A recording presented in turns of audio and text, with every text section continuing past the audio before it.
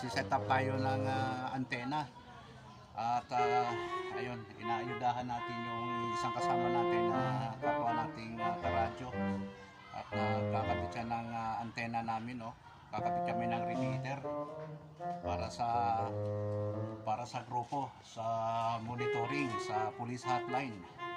Yan, dito tayo ngayon sa Quezon City, no? Sa Rivera Compound. So, pakikita ko sa inyo mga kamasa yung mga paraparnalya ng mga kagamitan ng radyo, mga antena, yung mga kable, yung mga coax, so ano-ano pa. So, pakikita ko sa inyo mga kamasa yung isang grupa natin na umakyat doon sa 100 feet na mass antena. Bumababa na yung ating isang kaibigan, ating isang tropa na umaakyat sa 100 feet antena. Ayan, medyo inayos na. Pagbaba niya, no, mga kamasa, ay dito naman kami mag-aayos sa ibaba. Ayun, dito natin titingnan ng mga kamasa. Nasa mismong puno tayo ng transmitter, no. Ganong kataas yung aming antena. Talagang nakakapagod yan. Biro mo naman yung kapit mo. Wala ka pang ano yan dyan, no? Wala ka pang harness.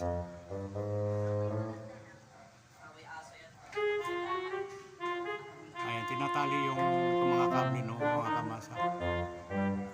Para hindi maghiwalay. Pag hinangin, at least ano pa rin yan, hindi basta-basta nga masisira.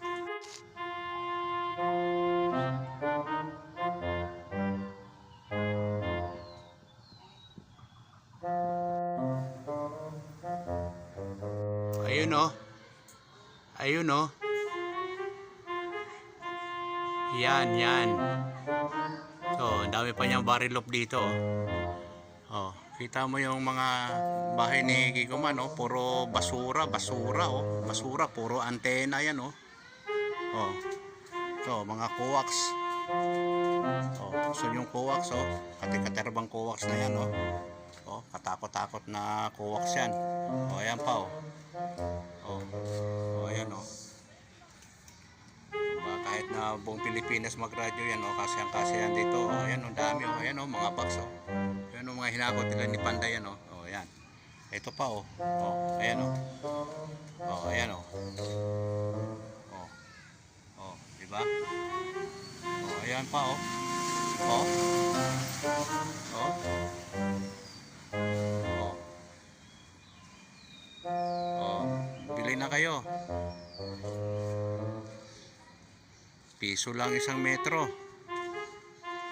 Bargaining na to. Oh, tingnan mo yung bagong antena ni Kiko Man, oh. Directional yan, oh. Tingnan mo, oh. Parang planggana, oh. Oh. Yung may tingnan ko planggana, oh, salaan ng sapal ng niyog yan, oh.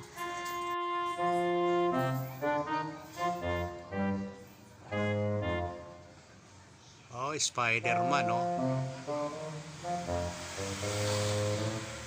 Parang Spider-Man, oh.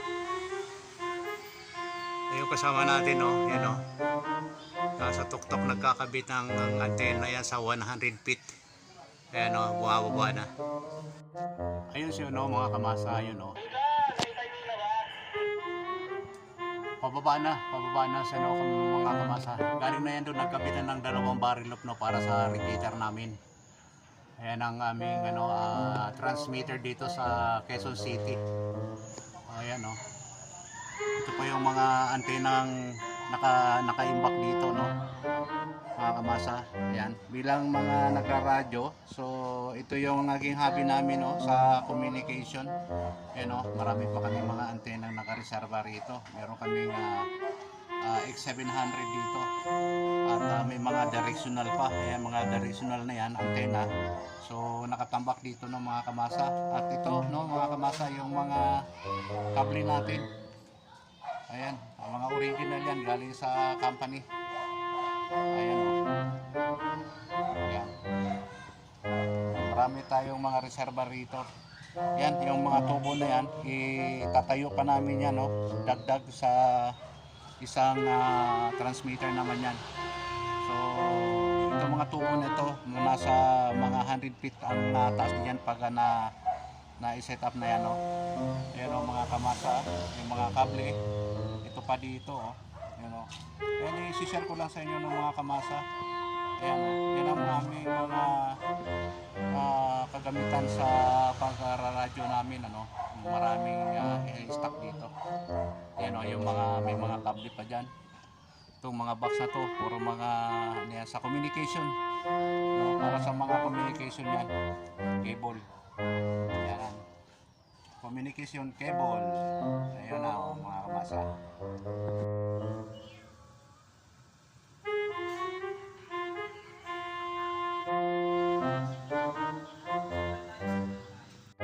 Ito na o mga kamasa. Piniprepare na natin. Testing na natin. Tapos na tayo magkabit ng antena sa 100 feet. No? Ito yung ating radio. B100. Pinakabit ng ating mabait na kaibigan. Walang iba kundi si Francis Natisoy na gwapo. Ayan.